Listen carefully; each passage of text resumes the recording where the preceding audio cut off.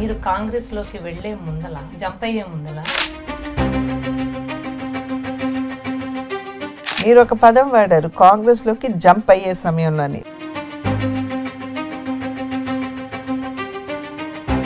దేనికి కూడా విఘాతం కల్పించే విధంగా నేనైతే వ్యవహరించలేదమ్మా. కాంగ్రెస్ ని వీడి బీజేపీలోకి జాయిన్ అయినప్పుడు అది మీ డెసిషనా? తోసివేయబడ్డాను ఇంటూ కాంగ్రెస్. ఒక జాతీయ పార్టీలోకి రావాలంటే only 2 options, Congress or Bharatiya Janata Party. ఏమీ లేకుండా ఉన్న పళంగా మేము రాష్ట్రాన్ని ఒక గీత గీసేసి డివైడ్ చేస్తున్నామంటే, ఇఫ్ యూ కంపేర్ కాంగ్రెస్ ని బీజేపీ కంపేర్ చేసుకుంటే మీకు ఎలా ఉంది? ఏది బాగా నచ్చింది? కార్యకర్తలకి గౌరవం, గుర్తింపు భారతీయ జనతా పార్టీలో ఉంది. నాన్నగారికి ఈ విషయంలో నేను సంజయ్ శ్రీ చెప్పుకోవాలేమో అని అనిపించిందా మీకు? ఆమె నందమూరి తారక రామారావు గారి కుమార్తెగానే కాదు, తన లీడర్షిప్ క్వాలిటీస్ తో, తన ఇంటెలిజెన్స్ అండ్ డెడికేషన్ తో రాజకీయాల్లో తనకంటూ ప్రత్యేకమైన గుర్తింపు తెచ్చుకున్నారు. ఆమె జర్నీ కూడా ఫుల్ ఆఫ్ ఇన్స్పిరేషన్. ఈ రోజు మనం మన పాడ్కాస్ట్ లో దగ్గుపాటి పురంధరేశ్వరి గారితో మాట్లాడబోతున్నాం. మరి ఇంకెందుకు ఆలస్యం, ఆవిడతో మాట్లాడేద్దాం. హలో అండి, నమస్తే. అమ్మా నమస్కారం. ఎలా ఉన్నారు? బాగున్నానమ్మా, మీరు? బాగున్నాండి. Good good. అంటే విన్నింగ్ ని బాగా ఎంజాయ్ చేస్తుందా BJP party? No, every victory is to be enjoyed కదమ్మా, ఇట్స్ టు బి చెరిష్డ్. కాబట్టి డెఫినెట్గా ఢిల్లీలో విక్టరీ అనేది, మేము గెలుస్తామనే భావన మాకున్నా కూడా ఇంత అనూహ్యమైనటువంటి విజయం సాధించగలుగుతాం అనేది లేదు. So this is a wonderful beautiful victory. కాబట్టి డెఫినెట్గా భారతీయ జనతా పార్టీ ప్రతి కార్యకర్త కూడా దీన్ని ఆస్వాదించేటువంటి సమయం అని చెప్పి భావిస్తాను నేను. అలాగే ఇంకా కమింగ్ టు యువర్ అంటే లైఫ్ జర్నీ విషయానికి వస్తే, ఎన్టీఆర్ గారి కూతురుగా మీరు అంటే చైల్డ్హుడ్ని ఎలా ఎంజాయ్ చేశారు? వాట్ ఈస్ ద మెమరబుల్, నా జీవితంలో నేను ఇది మర్చిపోలేను అని అనుకున్న సంఘటన ఏదైనా ఉందా? అంటే మేము మీకు ప్రతి ఒక్కరికి తెలిసినటువంటి విషయమే, మేము 11 మంది పిల్లలు నాన్నగారికి. అండ్ కొంతమంది హైదరాబాద్లో, ఎందుకంటే ఇక్కడ థియేటర్ కన్స్ట్రక్షన్ అది జరుగుతూ ఉండేది. మా నాయనమ్మ ఒక ఆవిడ ఇక్కడ ఉండేవారు. సో కొంతమంది పిల్లలు ఇక్కడ హైదరాబాద్లో చదువుకునేవారు. బాలకృష్ణ అని, మోహన్ కృష్ణ అని, ఉమా మహేశ్వరి మా సిస్టరు, వారు ఇక్కడ ఉండేవారు. మేము కొంతమంది చెన్నైలో ఉండేవాళ్ళం. ఇప్పుడు నేను, భువనేశ్వరి, మాకు చాలా వరకు కూడా చెన్నైలోనే మాకు మా బాల్యం అంతా కూడా గడిచింది. స్కూల్కి వెళ్ళటం కావచ్చు, కాలేజ్కి వెళ్ళటం కావచ్చు, అంతా కూడా మేము చెన్నైలోనే. ఇన్ఫాక్ట్ అందరం కూడా స్కూలింగ్ అంటే I must have been about 6 years. And లేదు, అందరం కూడా మేము చెన్నైలోనే పుట్టామన్నమాట. కాకపోతే మా నాయనమ్మకి ఆడపిల్లలు లేరు, మా నాన్నగారు మా చిన్నాన్నగారు ఇద్దరే. కనుక ఆవిడ నన్ను తీసుకెళ్లారు పెంచుకోవటానికి అనమాట. అంటే ఆడపిల్లలు లేరు కాబట్టి ఆవిడ she wanted to bring me up. మా తాతగారేమో హరన్నయ్యని, హరికృష్ణ గారిని ఆయన పెంచుకుంటానని చెప్పి ఆయన తీసుకెళ్లారు. సో మేమిద్దరము విలక్షణంగా మేము నిమ్మకూరు గ్రామంలో పెరగటం జరిగింది. నాకు 6వ సంవత్సరం వచ్చేదాకా, అదేవిధంగా హరన్నయ్యకి 14-15 సంవత్సరాలు వచ్చేదాకా కూడా మేము నిమ్మకూరులోనే పెరగటం జరిగింది. ఆ తర్వాత నాకు మా పెద్దన్నయ్య గారు మసూచికంతో చనిపోయారు అనమాట, స్మాల్ పాక్స్ తోటి. అప్పుడే అదే సమయంలో నాకు టైఫాయిడ్ రావడం జరిగింది నిమ్మకూరులో. అప్పుడు ఒకవేళ నేను కూడా అటో ఇటో అవుతాననేటువంటి భయంతో మా నాయనమ్మ గారు వెంటనే నన్ను చెన్నైకి పంపించేయటం జరిగింది. ఆ తర్వాత చెన్నైకి రావటం, ఇక్కడే స్కూల్స్లో జాయిన్ కావటం, అక్కడ నుంచి డిగ్రీ వరకు కూడా మా విద్యార్థి పైన అంతా కూడా చెన్నైలోనే జరిగిందనమాట. అది అంటే సిస్టర్స్ తో, బ్రదర్స్ తో మీరు అందరూ ఎలా ఉండేవాళ్ళు? ఎవరు బాగా అల్లరి చేసేవాళ్ళు, ఎవరు బాగా చదివేవాళ్ళు మీ అందరిలో? అల్లరి చేయటం అంటే మా హరన్నయ్యను మించిన అల్లరి ఎవరు చేసి ఉంటారని చెప్పి నేనైతే భావించను. మొండి అల్లరి అనమాట అది. ఒక సందర్భంలో మా మామయ్య విశేషరావు గారు అని చెప్పి మాకు మా వదిన శాంతి గారు అని ఉన్నారు, వారి తండ్రి గారు, చెట్టు గొప్పదా నీ చెట్టు గట్టిదా నీ తల గట్టిదా అని అంటే తల తీసుకెళ్ళి చెట్టు కొట్టుకుని రక్తం గారేంత వరకు కొట్టి నా తలే గట్టిది అని నిరూపించుకునే ఆ మొండితనం అన్నమాట మనిషి. ఆ రకమైన చాలా చాలా ఆ మొండితనంతో కూడిన అల్లరి హరికృష్ణ గారు చేసేవారు. బాలకృష్ణ అంటారా, ఆయన నాన్నగారు సినిమాలు చూడటం, వెంటనే చూసిన వెంటనే ఇంటికి వచ్చేసి కృష్ణుడు వేషం వేసినట్టయితే తను కృష్ణుడుగా ఇంట్లో వ్యవహరించడం, అదే విధంగా ఏదన్నా ఒక గట్టి పాత్ర ఏమన్నా నాన్నగారు చేశారంటే అది ఇంటికి వచ్చి దాన్ని అనుకరించడం, ఆ రకంగా డైలాగ్ చెప్పేవాడు. ఆ రకంగా బాలకృష్ణ అల్లరి ఉండేదన్నమాట. అప్పుడు మీరందరూ అనుకునే వాళ్ళ ఆయన సినిమా బాలకృష్ణ గారి సినిమాలోకి వెళ్తారేమో అని? అంటే మేమందరం చిన్నపిల్లలం కదమ్మా, సో ఆ ఆలోచన ఉండేది కాదు. కాకపోతే ఏంటంటే 11 మంది అవడంతో దగ్గర చేరువుగా ఉన్నటువంటి వయసు ఉన్నటువంటి వాళ్ళు, ఇప్పుడు మోహన్ కృష్ణ గారు నేను చాలా క్లోజ్గా ఉండేవాళ్ళం. హరన్నయ్య నేను నెమ్మకూరులో పెరగడంతో నాకు హరన్నయ్య తోటి ఆ చొరవ ఎక్కువగా ఉండేది. ఏదన్నా కొంచెం ధైర్యంగా వెళ్ళి ఆయనకి చెప్పగలటం. సాధారణంగా ఏంటంటే కొంచెం గంభీరంగా ఉంటారు కాబట్టి ఒకంత వెనకడుగు వేసేవారు అనమాట ఆయనతోటి ఓపెన్గా మాట్లాడటానికి. బట్ నాకు ఆ చొరవ ఉండేది హరన్నయ్య తోటి. సో అట్లాగూ వయసుల వారీగా చిన్న చిన్న గ్రూపులుగా మేము ఇంట్లో ఉండేవాళ్ళం. బట్ దట్ వాజ్ అది wonderful time, I must say. So అందరిలోకి మీరు హరికృష్ణ గారికి క్లోజ్? హరన్నయ్యకి బాగా క్లోజ్గా ఉండేదాన్ని. అట్లాగని చెప్పి నాకేమైందంటేనమ్మా 11 మందిలో నేను ఐఎమ్ ద 6th చైల్డ్, 6వ బిడ్డ అనమాట. సో మధ్య. సో అందుకని అటు పెద్దవాళ్ళతోటి ఇటు చిన్నవాళ్ళతోటి కూడా మెలగవలసి వచ్చేది. అందుకని అందరికీ కూడా తల్లో నాలుకలాగా నేను తిరుగుతూ ఉండేదాన్ని అనమాట. ఇన్ఫ్యాక్ట్ అమ్మగారు ఎక్కడికన్నా వెళ్ళినా కూడా ముందుగా నన్ను వెంటనే తీసుకెళ్లేవారు, తన వెంట తీసుకెళ్లేవారు. ఇన్ఫ్యాక్ట్ నన్ను చిన్నమ్మ అని పిలవటానికి కారణం కూడా అది. ఎందుకంటే అమ్మని పెద్దమ్మ అని అనేవారు కాబట్టి ఆవిడ కొంగుబుచ్చుకుని ఎక్కడికి ప్రతి చోటకి నేను వెళ్ళేదాన్ని కాబట్టి నన్ను చిన్నమ్మ అని పిలిచేవారు. సో కుటుంబంలో కూడా ఎట్లాగంటే అందరూ కూడా కొంచెం ఓపెన్గా నాతో ఏమైనా విషయాలు ఉంటే డిస్కస్ చేయటం, ఏమైనా నాకు తోచిన సలహాలు ఇవ్వటం. సో దేవుడి దయ వల్ల ఇంట్లో అందరూ కూడా నాకు ఆ గౌరవాన్ని ఇప్పటి వరకు ఇస్తూనే ఉన్నారు. అదే ఇప్పుడు స్కూల్లో కానీ లేక మీకు ఏదన్నా కావాల్సి వచ్చినా కానీ ఏదన్నా ఇబ్బంది వచ్చినా కానీ అంటే అన్నీ మనము తల్లిదండ్రులకి చెప్పుకోలేము. ఎలాంటి విషయాలు మీరు ఎలాంటి విషయాల్లోనైనా హరికృష్ణ గారిని అడిగా అన్న నాకు ఇది హెల్ప్ చేయండి అని అడిగారా మీరు ఎప్పుడైనా? సాధారణంగా అంత ఆ రకమైనటువంటి పరిస్థితి ఏర్పడిందని నేను అనుకోవట్లేదమ్మా. బట్ అమ్మగారు ఏంటంటే చాలా తక్కువ మందికి తెలుసు అమ్మగారి గురించి. తను నాన్నగారు మేము చాలా రోజులు కూడా చూడని రోజులు ఉండేవి వారిని. అంటే 3 షిఫ్ట్లో పనిచేసేవారు. పొద్దున్నే 2 గంటలకి ఎప్పుడో ఇంటికి వచ్చేవారు 3 షిఫ్ట్లు చేసినప్పుడు. అప్పటికి మేము నిద్రపోతూ ఉండేవాళ్ళు. మళ్ళీ 5 గంటలకే వారు మళ్ళీ సెట్స్కి వెళ్ళిపోయేవారు. సో అసలు కొన్ని రోజులు వరుసగా మేము నాన్నగారిని చూడనటువంటి రోజులు కూడా ఉన్నాయి. కానీ మా అమ్మగారు అసలు నాన్నగారు మాకు దగ్గరలో లేరు అనేటువంటి భావన కూడా ఎప్పుడు అమ్మగారు కల్పించలేదు. ఐ మీన్ లైక్ వెన్నెముక అనాలా లేకపోతే binding factor for the family అనాలా అనేది ఆలోచించవచ్చు. బట్ ఏదున్నా కూడా అమ్మతోటి మేము ఓపెన్గా మాట్లాడేవాళ్ళం. అమ్మ దగ్గర కూడా ఎటువంటి దాపరికం ఉండేది కాదు. So we had that freedom. అమ్మతోటి వెళ్ళి డిస్కస్ చేసేటువంటి చనువు మాకు ఖచ్చితంగా ఆవిడ ఇచ్చారనమాట. సో ఏమన్నా నిజంగా అంత డిస్కషన్ చేసుకోవాల్సినటువంటి అవసరం ఉన్నది అనుకుంటే మోహన్ కృష్ణ గారితో నేను కొంచెం మాట్లాడేటువంటి ఆ చొరవ ఉండేదన్నమాట ఆయనతోటి. అఫ్కోర్స్ హరన్న ఎక్కువ చాలా కాలం ఆయన నెమ్మకూరులోనే పెరిగారు కాబట్టి నేను యువతలకు వచ్చేయటం జరిగింది చెన్నైకి. కానీ మా తాతగారు హరన్నయ్యని అక్కడే ఉంచుకున్నారు. సో ఆయన పియూసీ అయిన తర్వాత అనుకుంటాను తిరిగి చెన్నై రావటం జరిగింది. కనుక ఎక్కువ మోహన్ తోటి నేను కొంచెం ఓపెన్గా మాట్లాడేటువంటి చొరవ ఉండేది నాకు. మీరు నానమ్మ పెట్టు కదా, నాయనమ్మ పెట్టు. సో నాయనమ్మ గురించి చెప్పాలంటే ఏం చెప్తారు? నాయనమ్మ గారు అదే ఆడపిల్లలు లేరు కాబట్టి నన్ను తీసుకెళ్లారు. కాకపోతే నాయనమ్మకి కనీసం జడలు వేయటం కూడా సరిగ్గా వచ్చేది కాదు, ఎందుకంటే ఆడపిల్లలు లేరు కదా వారికి. సో తనేమో ఎప్పుడు ముడి చుట్టుకునేవారు కాబట్టి అసలు జడ ఏం తెలిసేది కాదు. సో ఎప్పుడు కూడా నేను పక్కన మాకు బంధువులు ఉండేవారు అర్జునరావు గారని. సో వారింటికి వెళ్ళి వారి కోడల చేత నేను వేయించుకుంటూ ఉండేదాన్ని. నాకు హరన్నయ్యకి గొడవ వస్తే ఏమన్నా మేము చిన్నపిల్లంగా పోట్లాడుకుంటే మా తాతగారు మా నాయనమ్మ కొట్లాడుకునేవారు. మా చిన్నమ్మ మీద మీ హరి ఇట్లా అన్నారంటే మా హరిని నీ చిన్నమ్మ ఇట్లా అందే అని చెప్పి వాళ్ళిద్దరు తగులు పడేవారు అనమాట.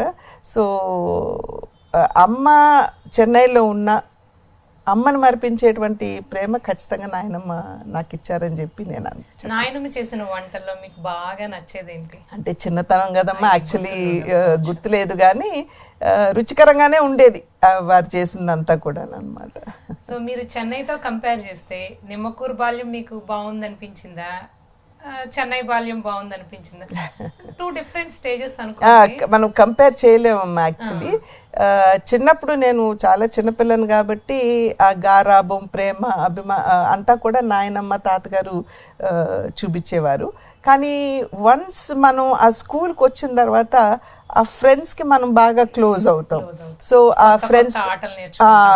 ఆ ఫ్రెండ్స్తో మనం మాట్లాడినటువంటి మాటలు, చేసినటువంటి చిలిపి చేష్టలు కావచ్చు, లేకపోతే కొన్ని సందర్భాల్లో నేను గొప్ప అని చెప్పి చెప్పుకోవటానికి చేసేటువంటి ప్రయత్నం కావచ్చు, ఆ చెట్లు ఎక్కడం కావచ్చు, ఇవన్నీ కూడా మనం ఫ్రెండ్స్తో ఒక డిఫరెంట్ కైండ్ ఆఫ్ ఎఫినిటీ ఉంటుంది. కాబట్టి ఇది మనం కంపేర్ చేయగలం అని చెప్పి నేనైతే భావించట్లేదు.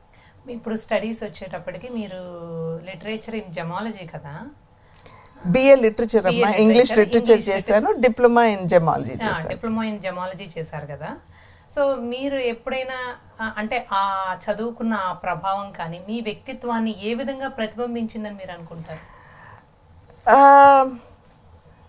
లిటరేచర్కి వచ్చేటప్పటికి కొంచెం నాకు ఎక్కువ వన్ సైడెడ్ లిటరేచర్, కొంచెం కవితలు రాయాలని, కొంచెం ఇప్పుడు కూడా ఏదైనా ఆర్టికల్ రాయాలంటే నాకు ఆ థాట్ ప్రాసెస్ కుదిరిందంటే గబగబ నేను రాయగలుగుతాను, be it in English or in Telugu. అదేంటంటే నాకు ఐ థింక్ అది ఫౌండేషన్ నా బిఏ లిటరేచర్లో ఏదైతే నాకు పడిందో. ఎందుకంటే అసలు వ్యాసం ఎట్లా రాయాలి, స్టార్టింగ్ ఎట్లా ఉండాలి, ఎండింగ్ ఎట్లా ఉండాలి, మధ్యలో ఏ రకంగా ఉండాలి, ఫుల్ స్టాప్స్ ఎక్కడ ఉండాలి, కామాస్ ఎక్కడ ఉండాలి, ఇవన్నీ కూడా మనకి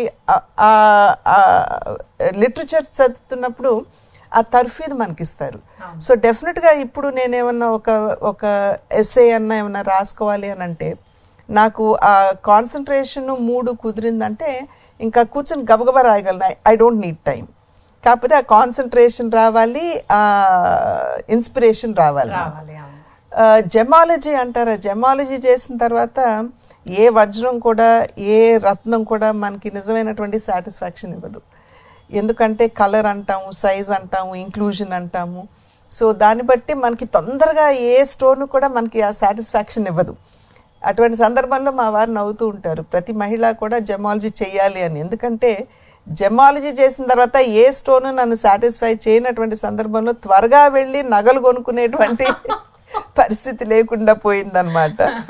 సో అంటే మనం వెళ్తాము, జ్యువెలర్ ఏదో ప్రైస్ కోట్ చేస్తారు, వెంటనే I will say no this is not worth this much, ఎందుకంటే నాకు తెలుసు కలర్ తక్కువ ఉందనో ఇంక్లూషన్స్ ఎక్కువ ఉన్నాయనో చెప్తాము. సో మా వారు నవ్వుతా చెప్తా ఉంటారు అనమాట. సో అలా రికగ్నైజ్ చేయగలుగుతారు మీరు ఎక్కడికైనా.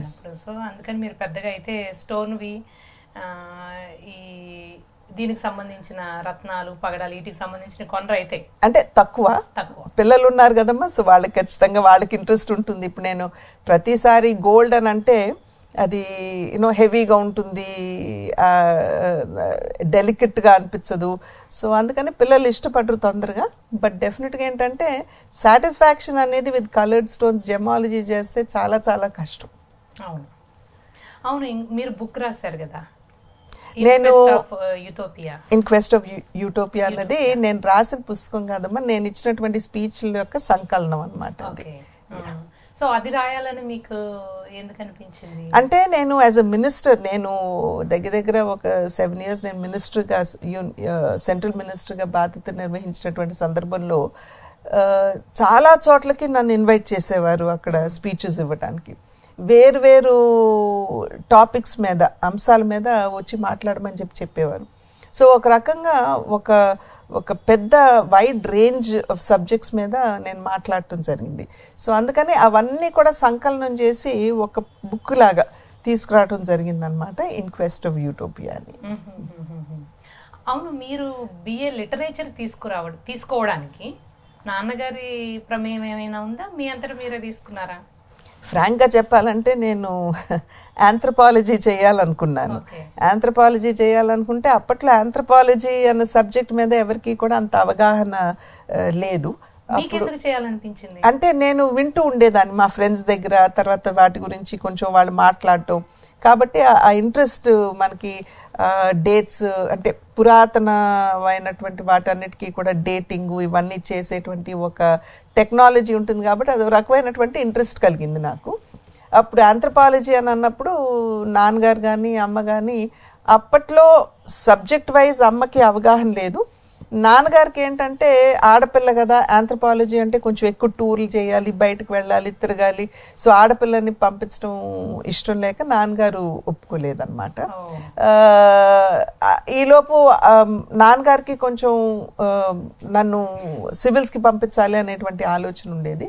సో దాని దృష్టి ఏమిటంటే నేను బిఏ లిటరేచర్కి నేను ఆప్ట్ చేసుకున్నాను అనమాట. నాన్నగారు ఎటువంటి అబ్జెక్షన్ చెప్పలేదు, వారు వెంటనే ఇట్స్ ఓకే అని అన్నారు, జాయిన్ అవ్వమన్నారు. South Indian educational trust SIT college Chennai, అక్కడ నేను బిఏ లిటరేచర్ జాయిన్ అవడం జరిగింది. మరి నాన్నగారి కల మీరు నెరవేర్చలేదు? యాక్చువల్లీ ప్రిలిమ్స్ రాశాను, but I didn't go further అనమాట. ఎందుకంటే అప్పుడు నాన్నగారు పార్టీ పెట్టడం, తర్వాత వెంకటేశ్వరరావు గారు ఇక్కడ హైదరాబాద్కి వచ్చేసేయటం, నేను కూడా వారితో ఇక్కడికి రావడం, వీరు వెంకటేశ్వరరావు గారు నాన్నగారితో పాటు బిజీ అవ్వడం, సో వీటన్నిటి నేపథ్యంలో దాన్ని కొనసాగించలేకపోయాను అనమాట. But I did gemology of course. నాన్నగారు చనిపోయిన వెంటనే కొంచెం బాగా డిప్రెస్ స్టేట్ ఆఫ్ మైండ్లో ఉన్నప్పుడు మాకు బాగా సన్నిహితులు రాజేష్ అంజే, ఆయన మా వారికి సజెస్ట్ చేశారు, ఆంటీకి మంచి కలర్ కాంబినేషన్స్ ఇది ఎఫినిటీ ఉంది కాబట్టి జెమాలజీ చేస్తే ఆంటీకి బాగుంటుంది, మీరు why don't you give it try అంటే అప్పుడు ట్రై చేశాను అనమాట.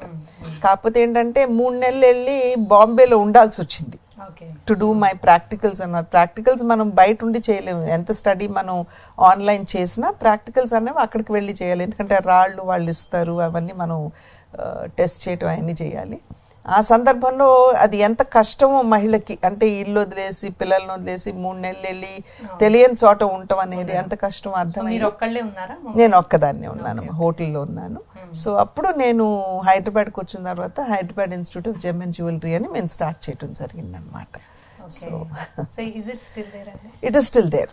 నేను ఇంకా I'm not actively involved, but ఎందుకంటే నేను మళ్ళీ ఇటు పబ్లిక్ లైఫ్లో నేను మళ్ళీ బిజీ అయిపోయాను కదా, సో నాకు I'm not able to give that time also. But Rajesh Jain అని ఒక ఆయన, మోహిత్ అని ఇంకొకరు, వారిద్దరూ కూడా ఇన్స్టిట్యూట్ చూసుకుంటారు. అయితే ఇప్పుడు దాన్ని ఏమైనా ఇన్స్టిట్యూట్ని ఎక్స్పాండ్ చేసే ఆలోచన లేదమ్మా, యాక్చువల్లీ లేదు. ఉన్న దాంట్లోనే క్వాలిటీ ఇవ్వాలి అనేది మా యొక్క ఆలోచన అనమాట. సో ఎక్స్పాన్షన్ అనేది ఎప్పుడు ఆలోచించలేదు. ఉన్నంత వరకు కూడా లిమిటెడ్ స్టూడెంట్స్ తోటి మేము క్వాలిటీ ఇచ్చే విధంగా, అంటే ఎక్కడా కూడా కాంప్రమైజ్ కాకుండా నిజంగా ఇన్స్టిట్యూట్ నుండి బయటకు వెళ్ళేటువంటి వారు నిజమైనటువంటి వర్దీ జెమాలజిస్ట్స్గా వాళ్ళు ఉత్తీర్ణులు కావాలి అనేటువంటి ఆలోచనతో ఎక్స్పాన్షన్ వైపు ఎప్పుడు కూడా దృష్టి పెట్టలేదు. మేము ఉన్నంతలో ఇప్పటి వరకు కూడా వన్ ఆఫ్ ద బెస్ట్ ఇన్స్టిట్యూట్స్గా మాకు హైదరాబాద్లో పేరుంది. ఈ ఇన్స్టిట్యూట్కి ఎలాంటి రికగ్నిషన్ ఉందండి? It has basically gemology per se recognition లేదు, బట్ ఈ మధ్యన ఏమిటంటే they are trying Telangana government మాధ్యమంగా, బికాస్ సెంట్రల్ గవర్నమెంట్లో ఈ స్కిల్ డెవలప్మెంట్ మీద ఇప్పుడు ఫోకస్ ఎక్కువ ఉంది కనుక ఇప్పుడు ఆ ఫోకస్ని ఆధారం చేసుకుని జెమాలజిస్ట్స్, అదేవిధంగా stone cutting and jewellery making, వీటన్నిటికి కూడా ఒక రికగ్నిషన్ తీసుకురావాలి అనేటువంటి ఆలోచన. అది గవర్నమెంట్తో టైఅప్ అయితే వాళ్ళ మాధ్యమంగా మేము, అంటే వారు మా మాధ్యమంగా ట్రైనింగ్ ఇచ్చి గవర్నమెంట్ సర్టిఫికెట్స్ వాళ్ళకి ఇవ్వడం జరుగుతుంది. యాక్చువల్గా చాలా మంది లేడీస్కి ట్రైనింగ్ అవసరం, ఎందుకంటే లేడీస్ గోల్డ్ షాపుల్లో ఎక్కువగా మోసపోయేది ఈ రాళ్ళు రత్నాలు విషయంలోనే కాబట్టి. సో నాకు తెలుసు, మనం కొంచెం స్టడీ చేస్తే అర్థమైపోతుంది. కాకపోతే అది ఎవరని చెయ్యము. గోల్డ్ కొనడానికి వెళ్ళే ముందల, ఈవెన్ డైమండ్ జ్యువెలరీ కొనడానికి వెళితే అసలు ఎందుకు ఇంత వేరియేషన్, ఒక షాప్లో క్యారెట్కి ఎందుకు ఇంత హయ్యర్ ప్రైస్ వేస్తారు, ఇంకో షాప్లో ఎందుకు తక్కువ వేస్తారు, ఇవన్నీ ఆలోచిస్తే అసలు దిమ్మ తిరిగిపోద్ది అనమాట. మీకు కూడా అలాగే అనిపిస్తుందా వెళ్ళినప్పుడు? అంటే మాకు తెలుసు కాబట్టి అమ్మా, సో యూజువలీ నేను ఏమన్నా పిల్లలకి ఏమన్నా ఛాన్సాలన్నా ఏమన్నా అన్నా కూడా నేను డిజైన్స్ ఇస్తాను, I give my designs. At the same time నాకు అంటే నేను ఇందాక నంజున్ రాజేష్ జైన్ గారు ఉన్నారు, సుధా అని ఇంకొక అమ్మాయి ఉన్నారు. Sudha was my student also. So వారు డెఫినెట్గా క్వాలిటీ ఆఫ్ స్టోన్స్ మీద ఎక్కడ కూడా కాంప్రమైజ్ గారు, స్పెషలీ నేను డిజైన్స్ ఇచ్చి చేయించుతున్నప్పుడు. సో అందుకని అక్కడికే వాళ్ళిద్దరి దగ్గరే నేను చేయించుతాను అనమాట ఏదైనా కూడా. So that I know my quality is assured అనేది నాకు తెలుసు. ఇప్పుడు మీ సిస్టర్స్ విషయంలో భువనేశ్వర్ గారు కానివ్వండి, లేకపోతే ఇంకా అదర్ సిస్టర్స్ కానివ్వండి, ఎవరన్నా మిమ్మల్ని అడుగుతారా, లేకపోతే వాళ్ళ పిల్లలు కానివ్వండి, మేము ఇలా కొందాం అనుకుంటున్నాము, ఎక్కడ బాగుంటాయి, లేకపోతే ఇది వర్త్ ఇట్టా కాదా అని మిమ్మల్ని ఎన్ని సలహాలు ఏమైనా తీసుకుంటారు? వర్త్ ఇట్టా కాదా అనేది ఉండదు కానమ్మా, ఎక్కడ తీసుకోమంటావు అనేది మటు ఖచ్చితంగా అడుగుతూ ఉంటారు. అది కుటుంబ సభ్యులు కావచ్చు, ఫ్రెండ్స్ కావచ్చు, చుట్టాలు కావచ్చు, అడుగుతూ ఉంటారు అనమాట. So I keep telling them పలానా చోటుకి వెళ్ళండి, పలానా చోటుకి వెళ్ళండి. ఎందుకంటే మాకు కూడా ఎక్స్పీరియన్సెస్ ఉంటాయి కదా. యాజ్ జెమాలజిస్ట్ మేము అక్కడ ఉన్నప్పుడు ఇతర జ్యువెలర్స్ దగ్గర నుండి కొనుగోలు చేసినటువంటి జ్యువెలరీ కూడా మా దగ్గరికి కొన్ని సందర్భాల్లో టెస్టింగ్కి తీసుకొస్తారు. ఇవాల్యుయేషన్ అని అడుగుతారు, కానీ మేము ఇవాల్యుయేషన్ చెయ్యం. ఎందుకంటే it will not be right evaluate చేయటం అన్నది. So we will tell them ఈ స్టోన్ బాగుంది, ఈ స్టోన్ బాగోలేదు అని మాత్రమే, అంతవరకే మేము పరిమితం అవుతూ ఉంటాం అనమాట. సో వీ మార్కెట్ డైమండ్స్ అనుకోండి, మార్క్ చేసి చెప్తాం ఈ స్టోన్ మార్చాలి, ఇది కరెక్ట్ క్వాలిటీ కాదు అనేది మేము చెప్తా ఉంటాం వాళ్ళకి. అలాగే నార్మల్గా నాన్ పొలిటికల్ డే రోజు, అంటే ఈ రోజు ఏం లేవు నాకు అనుకున్న రోజు, మీ రొటీన్ ఎలా ఉంటుంది, మీ డే ఎలా ఉంటుంది? సాధారణంగా 5కి లేవటం అనేది సాధారణంగా జరుగుతుందమ్మా నాకు. అండ్ అఫ్ కోర్స్ కొంచెం లిటిల్ బిట్ ఆఫ్ స్ట్రెచింగ్ అని అది చేసుకుంటాను. అండ్ తర్వాత మనకి న్యూస్ పేపర్స్ ఉంటాయి కదా, వార్తలు అవి తప్పదు కదమ్మా మరి పబ్లిక్ లైఫ్లో ఉన్నప్పుడు. సో అవి చూసుకుంటాను. ఒకవేళ నేను తెలంగాణలో ఉన్నట్లయితే నాకు ఆన్లైన్ పేపర్స్ వస్తాయి ఆంధ్రాకి సంబంధించి, సో అవి చూసుకుంటాను. అట్లాగే ఢిల్లీకి వచ్చినా కూడా అవే చూసుకుంటాను. ఆ తర్వాత అఫ్ కోర్స్ నేను హైదరాబాద్లో ఉంటే మనవలు ఉన్నారు. we try to spend a lot of time with them because నాకు దొరికే సమయం కూడా చాలా తక్కువ వాళ్ళిద్దరితోటి. So we spend a lot of time. And లేదంటే కనుక ఏదన్నా చదవటం కావచ్చు, లేకపోతే యూజువలీ మొన్నటి వరకు కూడా బుక్స్ చదువుతారు ఎక్కువ. ఒకప్పుడు it use to be fiction అనమాట, బట్ నౌ ఫిక్షన్ కాదు, but I read more of articles. ఇప్పుడు ఏదన్నా మనకి దేశానికి సంబంధించి కానీ ఏదన్నా కానీ ఉందంటే కనుక ఆర్టికల్స్ వస్తాయి. అట్లాగే ఇప్పుడు వెంకటేశ్వరరావు గారు ఏం చేస్తారంటే ఆయన బుక్స్ రాశారు, అంటే గొప్ప మహనీయుల గురించి, మన దేశం కాదు ప్రపంచ గతిని మార్చినటువంటి వారు, దిశని మార్చినటువంటి మహానాయకులు, అటువంటి వారి గురించి పుస్తకాలు కూడా రాశారు.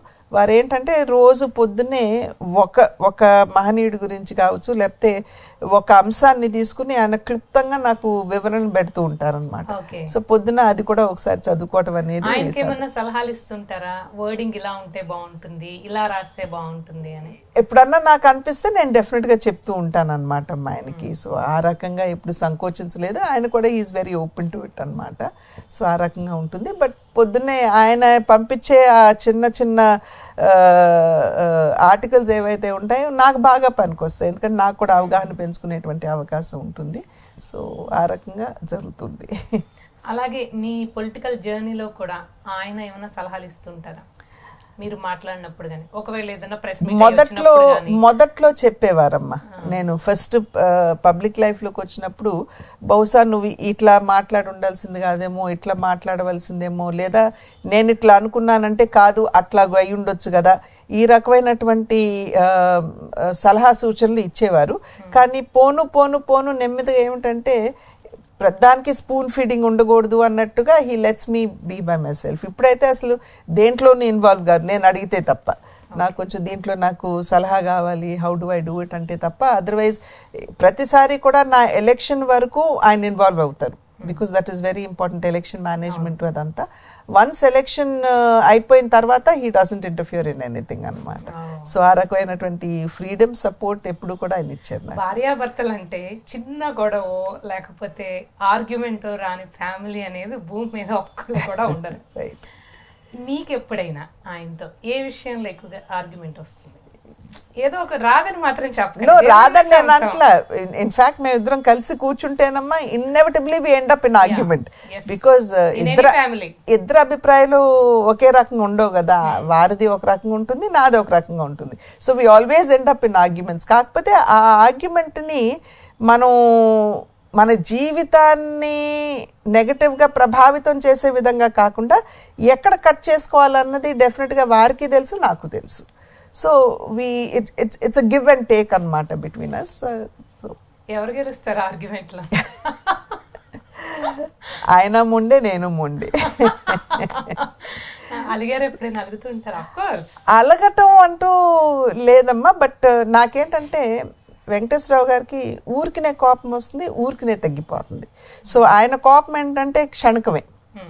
కానీ నాకు కోపం రాదు. ఏదో 3 సంవత్సరాలు 4 సంవత్సరాలకు ఒకసారి కోపం వస్తుంది. ఆ వచ్చినప్పుడు మాత్రం నేనే I don't know how to handle it. ఇంకా నేను విత్డ్రా అయిపోతాను అనమాట. విత్డ్రా అయిపోయి ఒక 3-4 రోజులు ఎవరితోటి మాట్లాడను. సో నేను ఇంట్లో సైలెంట్ అయ్యాను అని అంటే మా వారి దగ్గర నుండి, మా బిడ్డల దగ్గర నుండి, మా ఇంట్లో పనాళ్ళ వరకు తెలుసు అమ్మగారికి కోపం వచ్చింది, సో మనం దగ్గరికి వెళ్ళకూడదు అని. So they give me that space also అనమాట. సో అలాగే మీరు కాంగ్రెస్ ని వీడి బీజేపీలోకి జాయిన్ అయినప్పుడు అది మీ డెసిషనా లేకపోతే వెంకటేశ్వరరావు గారి డెసిషన్? మదన పడ్డామమ్మా చాలా. ఎందుకంటే నా ప్రజా జీవిత ప్రవేశం అన్నది అనూహ్యంగా, ఆలోచించలేదు, అనుకోలేదు, జస్ట్ అట్లా తోసివేయబడ్డాను into Congress. So my political career అన్నది నాకు కాంగ్రెస్ అట్లా కాదండి, పరిస్థితులు అట్లా వచ్చినాయి. పరిస్థితులు అట్లా వచ్చినాయి అన్నమాట, సిచ్యువేషన్స్. సో సర్కమ్స్టాన్షియల్ గా నేను రావడం జరిగింది ప్రజా జీవితంలోకి. అండ్ రావడం ఏమిటంటే కాంగ్రెస్ పార్టీలోకి రావడం జరిగింది. వచ్చిన తర్వాత మన్మోహన్ సింగ్ గారు చాలా గుర్తింపు ఇచ్చి నన్ను చాలా గౌరవించారు. సో అట్ స్టేట్ డివైడ్ అవుతున్నటువంటి సందర్భంలో అనేక సందర్భాల్లో మేము కాంగ్రెస్ పార్టీ నాయకత్వానికి చెప్పాం, this is not the right decision. మీరు చెయ్యాలి అనుకున్నట్లయితే దానికి ఒక పద్ధతిగా మనం చేసినట్లయితే మనకి బాగుంటుంది. రాష్ట్రానికి క్యాపిటల్ లేదు, క్యాపిటల్ కన్స్ట్రక్షన్ జరగాలి, Polavaram is very important, Polavaram నిర్మాణం జరగాలి. అవంతా మీరు కట్టుబడి మీరు చేస్తే గనక ఇట్స్ ఓకే. కానీ ఏమీ లేకుండా ఉన్న పడంగా మేము రాష్ట్రాన్ని ఒక గీత గీసేసి డివైడ్ చేస్తున్నామంటే ఇది సరి అయిన పద్ధతి కాదు అనేది అనేక సందర్భాల్లో మేము నాయకత్వానికి చెప్పడం జరిగింది. కానీ వారు ఫర్ వాట్ ఎవర్ రీజన్స్ వాళ్ళు డిసిషన్ తీసుకున్నారు. అప్పుడు పోలవరానికి ఏదైతే 7 ముంపు మండలాలు ఉన్నాయో రాష్ట్రంలో కలపమని చెప్పాం. ఎందుకంటే అది కనుక కలపకపోయినట్లయితే అసలు పోలవరం నిర్మాణం అనేది జరగదు. At the same time special category status అని అప్పుడు అనుకున్నాం, కానీ తర్వాత అసలు దాని రెలవెన్సే లేకుండా పోయింది. So Polavaram was very very important to us. కానీ దాని మీద కూడా దృష్టి కేంద్రీకరించకుండా డివిజన్ జరిగేటప్పటికి నేను రిజైన్ చేశాను. రిజైన్ చేసి నేను పార్టీలోంచి బయటకు వచ్చాను. ఆ తర్వాత భారతీయ జనతా పార్టీలో ఉన్నటువంటి నాయకులు, నేనైతే బహుశా ఇంకా రిటైర్ కావచ్చేమో అని అప్పట్లో అనుకున్నాను. కానీ చుట్టూ ఉన్నటువంటి శ్రేయోభిలాషులు ఎవరైతే ఉన్నారో వారైతే లేదు, you still have some more time, but ఒక నేషనల్ పార్టీలో కొనసాగాలి అనేటువంటి ఆలోచన నాకు కూడా ఉండింది. ఆ సందర్భంలో భారతీయ జనతా పార్టీ వెంకయ్య నాయుడు గారు వారు కొంచెం నాకు ప్రోత్సహించారు. ఆ సందర్భంలో భారతీయ జనతా పార్టీలో విభజన సమయంలో మీ ఒపీనియన్ తీసుకున్నారు కాంగ్రెస్ పార్టీ? విభజన సమయంలో అడిగితే we were very categorically clear, మాకు ఇది కావాలి, పోలవరం నిర్మాణం is very very important to us, పోలవరానికి మీరు ఏం చేస్తారు మీరు చెప్పండి అని అడిగాము. బట్ దానికి సరైనటువంటి పద్ధతిలో రీతిలో దాన్ని పరిష్కరించలేదు. దాంతో నేను ఈవెన్ బిఫోర్ ఎలక్షన్స్ కంటే ముందే ఎప్పుడైతే బిల్ పాస్ అయిందో, అంటే బిల్ పాస్ అవ్వకముందు నేను మంత్రిగా నా రాజీనామా ఇచ్చేసి మళ్ళీ నేను ఆఫీస్కి అయితే వెళ్ళలేదు. ఆఫీస్లో ఉన్నటువంటి ఆఫీసర్స్ ఫైల్స్ ఇంటికి పంపించినా కూడా నేను పంపించేస్తాను. I said I'm no more the minister. Manmohan Singh garu accept చేసినా చేయకపోయినా నేను కట్టుబడి ఉన్నాను నా రాజీనామాకని. నేను ఫైల్స్ కూడా నేను తెలిసి వద్దని చెప్పాము, బట్ దే డిడ్ంట్ అగ్రీ అని. తర్వాత అఫ్ కోర్స్ వన్స్ ఆ డిసిషన్ ఎప్పుడైతే తీసుకున్నారో అదే రోజు నా రాజీనామా లేఖ నేను సోనియా గాంధీ గారికి పంపించడం జరిగింది. So this was 2013. సో అప్పుడే నేను పంపించేసి. మన్మోహన్ సింగ్ గారితో మీ ర్యాపో ఎలా ఉండేది? చాలా బాగుండేదండి. ఒక రకంగా చెప్పాలంటే ఒక ఫాదర్ ఫిగర్ లాగా వారు నాకు గైడెన్స్ కూడా ఇచ్చేవారు. ఏమున్నా కూడా నాకు మినిస్ట్రీలో కావచ్చు, ఏదైనా ఇబ్బంది ఉంది, సమస్య ఇలా ఉంది, లేదా ఈ మినిస్ట్రీని ఇలా ముందుకు తీసుకెళ్ళాలి అని కనుక నేను అనుకున్నట్లయితే వెంటనే ఆయన దగ్గరికి వెళ్ళి కూర్చుని నేను విషయాలు డిస్కస్ చేసేదాన్ని. వారు కూడా నాకు తగు గైడెన్స్ ఇచ్చేవారు. ఇక్కడ నువ్వు తొందరపడుతున్నామేమో, ఇక్కడ కొంచెం స్లోగా వెళ్ళాలేమో, ఇక్కడ తర్వాత చూద్దామనో, లేదా ఇక్కడ యాక్సెప్ట్ చేయాలని. ఆ రకంగా వారు ఎప్పుడు నాకు వారు సపోర్ట్ ఇచ్చారు. ఇన్ఫ్యాక్ట్ నన్ను మంత్రిగా కూడా తీసుకోవాలి అనే నిర్ణయం కూడా మన్మోహన్ సింగ్ గారిదేనని చెప్పి నేను భావిస్తాను. ఎన్టీఆర్ గారి కుమార్తెగా అంటే మీరు కాంగ్రెస్లోకి వెళ్ళే ముందల, జంప్ అయ్యే ముందల మీ గుండెల్లో చాలా భారం ఉండి ఉంటుంది. ఎందుకంటే ఈ పార్టీలో కాకుండా నేను ఆ పార్టీకి వెళ్ళాల్సి వస్తుంది. ఆ టైంలో మీ స్టేట్ ఆఫ్ మైండ్ ఎలా ఉంది, మీ ఆలోచనలు ఎలా ఉన్నాయి, మీ మనసు ఏం చెప్పింది, మీరు ఎంత బాధపడ్డారు? మీరు ఒక పదం వాడారు, కాంగ్రెస్లోకి జంప్ అయ్యే సమయంలోని. నేను జంప్ కాలేదమ్మా, నేను అనుకోని విధంగా నేను జస్ట్ రావడం జరిగింది, అంతేగాని I did not jump from anywhere. ఏదో పార్టీ ఇంకో పార్టీ నుండి ఇంకో పార్టీ అని ఎప్పుడు అట్లా కాదు. స్ట్రైట్గా my entry into public life was with Congress. కానీ మీరు అన్నట్టుగా ఎస్, రామారావు గారు యాంటీ కాంగ్రెస్ స్టాన్స్ తోటి తెలుగుదేశం పార్టీని స్థాపించడం, ఇన్ఫ్యాక్ట్ చాలా మదనపడ్డాను. అట్ ద సేమ్ టైం నేను అన్నాను చూడండి, సర్కమ్స్టెన్సెస్ తప్పలేదు. వెంకటేశ్వరరావు గారు పబ్లిక్ లైఫ్లో కొనసాగాలి, చాలా చాలా అనేక కోణాల నుండి ఆలోచించి నిర్ణయం అనేది చేయటం జరిగింది. బట్ ఆఫ్ కోర్స్ వెళ్ళిన తర్వాత పార్టీకి అనుగుణంగా మనం కూడా వెళ్ళాల్సినటువంటి అవసరం ఉంది కదా. So I just lived it up. కానీ ఎక్కడో ఒక మూల నాన్నగారికి ఈ విషయంలో నేను సంజయ్ శ్రీ చెప్పుకోవాలేమో అని అనిపించిందా మీకు? మనసులో చెప్పుకున్నారా? అంటే ఆ రకమైన డిస్కషన్లోకి వెళ్ళాలంటే చాలా చాలా వెళ్ళాలనుకోండి. ఎందుకంటే వారి చివరి రోజుల్లో వారు అనుభవించినటువంటి ఆత్మక్షోభ కావచ్చు, వారు ఎదుర్కొన్నటువంటి పరిస్థితులు కావచ్చు. So there are so many questions. Okay, ఇప్పుడు బీజేపీలోకి వచ్చేసారు. ఇఫ్ యూ కంపేర్ కాంగ్రెస్ని బీజేపీని కంపేర్ చేసుకుంటే మీకు ఎలా ఉంది? ఏది బాగా నచ్చింది? అంటే అఫ్ కోర్స్ మీరు ఇక్కడ ఉన్నా కానీ మీకు ఇవ్వవలసిన గుర్తింపు, గౌరవం కాంగ్రెస్లో కూడా వచ్చాయి. సో ఆ రెండింటిని కంపేర్ చేస్తే ఎలా అనిపిస్తుంది మీకు? కాంగ్రెస్లో నాకు గుర్తింపు, గౌరవం, పొజిషన్ ఇచ్చినప్పుడు దేనికి కూడా విఘాతం కల్పించే విధంగా నేనైతే వ్యవహరించలేదమ్మా. ఏ బాధ్యత ఇచ్చినా దాన్ని బాధ్యతాయుతంగా ఎలా చివరి దాకా తీసుకెళ్ళాలి అనేటువంటి అంశం మీదే నా దృష్టి అంతా కూడా పెట్టడం జరిగింది. అదే అంకిత భావంతో నేను చివరి వరకు కూడా పనిచేయటం జరిగింది.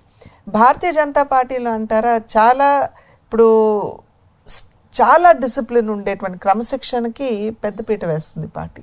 ఎక్కడా కూడా మనం ఈ క్రమశిక్షణ రాహిత్యంగా వ్యవహరిస్తే పార్టీ ఒప్పుకోదు. అదేవిధంగా కష్టపడి కనుక మనం పార్టీలో పనిచేస్తే, అంటే క్షేత్రస్థాయి నుండి నేను 8-9 సంవత్సరాలు కాంగ్రెస్లో మినిస్టర్గా ఉన్నా, భారతీయ జనతా పార్టీలోకి వచ్చిన తర్వాత నేను ఒక సాధారణ కార్యకర్తని. I might have been a minister there. కానీ ఇక్కడ సీనియర్స్ ఉంటారు, అంటే చాలా కాలం నుండి పార్టీలో ఉన్నటువంటి వాళ్ళు ఉంటారు ఇక్కడ. సో వాళ్ళు స్టేజ్ మీదకి ఎక్కినా కూడా మమ్మల్ని, ఎందుకంటే కొత్తగా వచ్చాం కాబట్టి పార్టీలోకి మేము కింద కూర్చుంటాం. But at the same time గట్టిగా అంకిత భావంతో పనిచేసాం అనుకోండి, ఇది నాకు తక్కువ కాదు, నాకు ఇది చేస్తే ఇది తప్పు, నేను చేయలేను, నా స్థాయి వేరే, నేను ఈ స్థాయికి దిగలేను అని కనుక ఆ రకంగా ఆలోచించకుండా మనం పార్టీ ఏ రకంగా మనకు ఆదేశం ఇస్తుందో దానికి కట్టుబడి కనుక మనం పనిచేసినట్లయితే ఖచ్చితంగా గుర్తింపు ఇచ్చే పార్టీ భారతీయ జనతా పార్టీ. కార్యకర్తలకి గౌరవం, గుర్తింపు భారతీయ జనతా పార్టీలో ఉంది. నరేంద్ర మోడీ గారు ప్రస్థానం చూసుకున్న, అదేవిధంగా అటల్ బిహారీ వాజ్పేయి గారు ప్రస్థానం చూసుకున్న, కోవింద్ గారు, మన వెంకయ్య నాయుడు గారు, వారందరి ప్రస్థానం, ఎవరి ప్రస్థానం పైకి వచ్చినటువంటి నాయకుల యొక్క ప్రస్థానం కనుక మనం చూసుకున్నట్లయితే వారందరూ చెప్పే మాట ఒకటే, మేము పోస్టర్స్ అంటించేవాళ్ళం, మేము కార్యకర్తలతో పడుకునేవాళ్ళం, వాళ్ళతో కూర్చొని తినేవాళ్ళం. సో ఆ రకంగా కార్యకర్తలతో మమేకమయ్యి పార్టీకి అంకిత భావంతో కనుక పనిచేసినట్లయితే గుర్తింపు ఖచ్చితంగా భారతీయ జనతా పార్టీలో ఉంటుంది. భారతీయ జనతా పార్టీలో మీకు మెంటర్ అనుకోండి, లేకపోతే సపోర్టర్ అని కానీ, లేకపోతే గైడ్ ఎవరు అంటే ఏం చెప్తారు మీరు? నన్ను భారతీయ జనతా పార్టీలోకి అంటే ఒక జాతీయ పార్టీలోకి రావాలంటే only 2 options, Congress or Bharatiya Janata Party. So Congress నుండి రిజైన్ చేశాను కాబట్టి అప్పట్లో కొంతసేపు నేను లేదులే let me just resign and from public life అని అనుకున్నా కూడా అప్పట్లో వెంకయ్యనాయుడు గారు నన్ను ఆహ్వానించడం జరిగింది. తర్వాత నేను పార్టీ మెంబర్షిప్ తీసుకోవటం, వెంటనే కంటెస్ట్ చేయటం, ఇవన్నీ కూడా జరిగినటువంటి నేపథ్యం. బట్ నేను ఇందాక అన్నట్లుగా ఒక గాడ్ ఫాదర్గా I don't think I can say పలానా వ్యక్తి గాడ్ ఫాదర్ అని నేను చెప్పుకోలేను. కానీ నాకు డెఫినెట్గా ఏమన్నా ఇబ్బంది కలిగింది, నాకు ఏమన్నా గైడెన్స్ కావాలంటే సంతోష్ జీ గారు అని చెప్పి మాకు సంఘటన మంత్రి అని ఉంటారు. అంటే ఆర్ఎస్ఎస్కి భారతీయ జనతా పార్టీకి మధ్య అనుసంధానకర్త అనమాట. వారేమో ఆర్గనైజేషన్ చూస్తారు, అధ్యక్షులేమో political direction of the party వారు చూసుకుంటారు. సో సంతోష్ జీ గారితో నేను మాట్లాడతాను ఏమన్నా ఇబ్బంది వచ్చినా అట్లా. అదేవిధంగా ఈ మధ్య కాలంలో శివప్రకాష్ గారిని అని చెప్పి వారిని 3 రాష్ట్రాలకి ఇన్ఛార్జ్గా వేశారు. వారితో కూడా నేను ఓపెన్గా డిస్కస్ చేయగలుగుతాను. అదేవిధంగా నడ్డా గారి దగ్గర ఏమన్నా అంటే మా జాతీయ అధ్యక్షుల వారి దగ్గర ఏమైనా చెప్పాలంటే కూడా నిర్మోహమాటంగా చెప్తాను. ఒకటి ఏమిటంటే ఎవరి దగ్గర ఏం చెప్పాలన్నా ఇది కరెక్ట్ నేను చెప్పాలి అనుకుంటే నేను నిర్మోహమాటంగా ఎవరికైనా సరే చెప్తుంటాను. వారికి తోచిన గైడెన్స్ వారు ఇస్తూ ఉంటారు. సో మీకు అందరితో రిలేషన్స్ బాగుంది.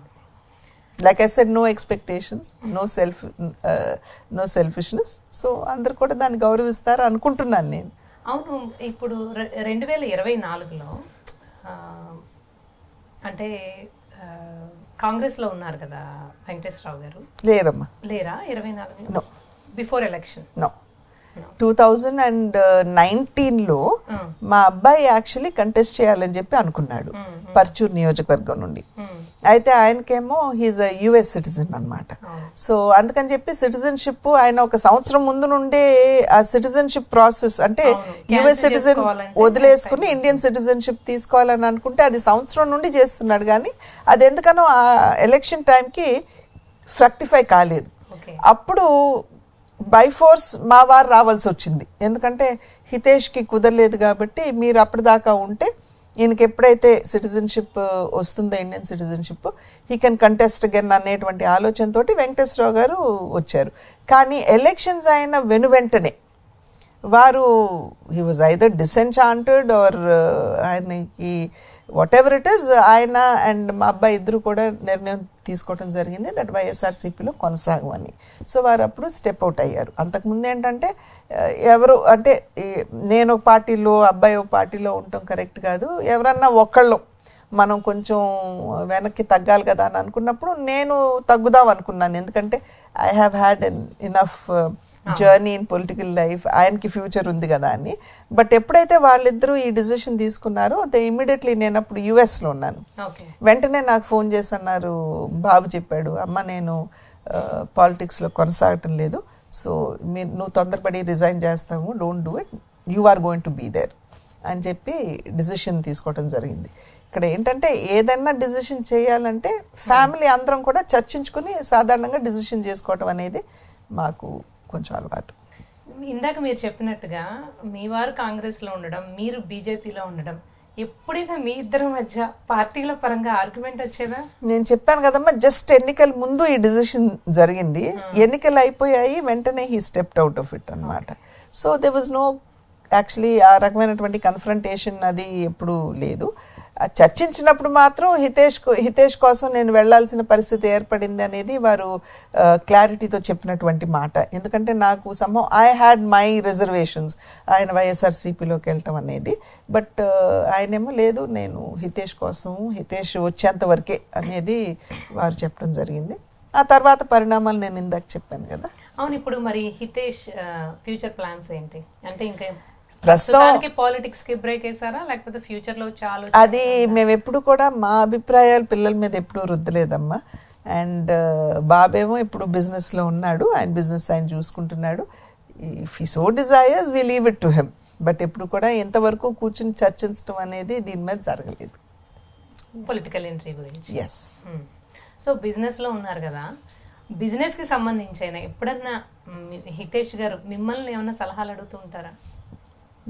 మా వారి విషయాల్లో కూడా నేను కలగజేసుకోను, మా అబ్బాయి విషయాల్లో కూడా నేను కలగజేసుకోను. బికాస్ ఐ థింక్ ఇప్పుడు జనరేషన్కి మన గైడెన్స్ కంటే కూడా I think they are smart enough. They are able to వాళ్ళు ఉండేటువంటి బిజినెస్లో లోతుపాట్లు ఏవైతే ఉన్నాయో అర్థం చేసుకోవటం కావచ్చు, ఇబ్బందులను ఎదుర్కోవటం కావచ్చు, దాన్ని ఓవర్కమ్ చేయటం కావచ్చు, అదంతా కూడా ఆ సామర్థ్యం ఈ జనరేషన్కి ఉంది అని చెప్పి నేను నమ్ముతాను. అదేవిధంగా బాబు బిజినెస్ స్టార్ట్ చేస్తున్నటువంటి సందర్భంలో ఇనిషియల్గా బాబుకు కావాల్సినటువంటి సపోర్ట్ మా వారు ఇచ్చిన, ఆయన క్లియర్గా చెప్పిన మాట ఏంటంటే, నీకు అడ్వైస్ కావాలంటే నా దగ్గరికి రా, అంతేగాని నేను నీ బిజినెస్లో ఇన్వాల్వ్మెంట్ అనేది అసలు ఉండదు అనేది చాలా చాలా క్లియర్గా చెప్పినటువంటి మాట. So and I think that's right also, because ఇందాక అన్నట్లుగా వాళ్ళకి ఆ సామర్థ్యం ఉంది, వాళ్ళు ముందుకెళ్ళగలరు, ఆలోచించుకునేటువంటి తెలివితేటలు ఇప్పుడు ఉన్నటువంటి జనరేషన్కి ఉంది కాబట్టి they are able to move ahead. So Hitesh garu వాళ్ళు ఎక్కడ ఉంటారు బిజినెస్? హైదరాబాద్లో ఉంటారమ్మా వాళ్ళు, బట్ బాబు సీ ఫుడ్ ఎక్స్పోర్ట్స్లో ఉన్నాడు. సో ఆయన ప్లాంట్ మాత్రం చీరాల్లో ఉంటుంది. మాకు అదృష్టం ఏమిటంటే చీరాల్లో ప్లాంట్ ఉండటంతో ఆ పక్కనే మా గ్రామం కారంచేడు. సో బాబు వారానికి 2-3 రోజులు వెళ్ళి మా గ్రామంలో ఉండటం, సో ఆ గ్రామస్తులతో కూడా మాకు ఉన్నటువంటి అనుబంధం యథావిధిగా కొనసాగుతుంది. దీనికి తోడు ఏంటంటే మా అమ్మాయి మేమందరం తీసుకున్నటువంటి నిర్ణయం, మా అమ్మాయి లీడ్ తీసుకోవడంతో తీసుకున్న నిర్ణయం ఏంటంటే ప్రతి సంక్రాంతికి క్రమం తప్పకుండా మేమందరం కూడా మా గ్రామంలో కలవాలి. ఎందుకంటే కేవలం మాకు కాదు, మాకున్నటువంటి బాంధవ్యాల్ని కొనసాగించడం కాదు, కానీ ముందు తరాల వారికి అంటే మా మనవలకి మనవరాళ్ళకి కూడా అసలు గ్రామం అంటే ఏంటి, కల్చర్ అంటే ఏంటి, రైతులు, ఇవన్నీ కూడా వాళ్ళకి అర్థం అవ్వాలి. సంక్రాంతికి భోగి మంట వేసుకుంటాం చక్కగా. తప్పకుండా వెల్కమ్, ఎవరైనా సరే. మాది ఇట్స్ ఎన్ ఓపెన్ హౌస్ అన్నమాట, ఎనీబడి కెన్ కమ్ కారంచేడికి. భోగి మంటలు వేస్తాము. ఇంకా పిల్లలు మీరు నమ్మరు, ఆవు పేడతోటి వాళ్ళ చేతులతో గొబ్బెమ్మలు పెడతారు. వాళ్ళతో పాటు మేమందరం కలిసి పెడతాం. ఎందుకంటే మేము పెట్టకుండా వాళ్ళని పెట్టండి అంటాం సరికాదు కదమ్మా, మేము ఒక ఎగ్జాంపుల్ సెట్ చేయాలి కదా.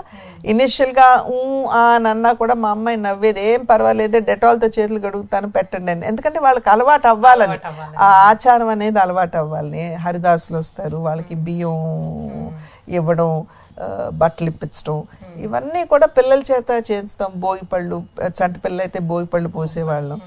సో ఇవన్నీ కూడా ఏంటంటే మన ఆచార వ్యవహారాలన్నీ కూడా పిల్లలకి అలవాటు అవుతాయి, వాళ్ళకి తెలుస్తాయి. 3 రోజులు ఖచ్చితంగా ఉంటామమ్మా, డెఫినెట్ గా.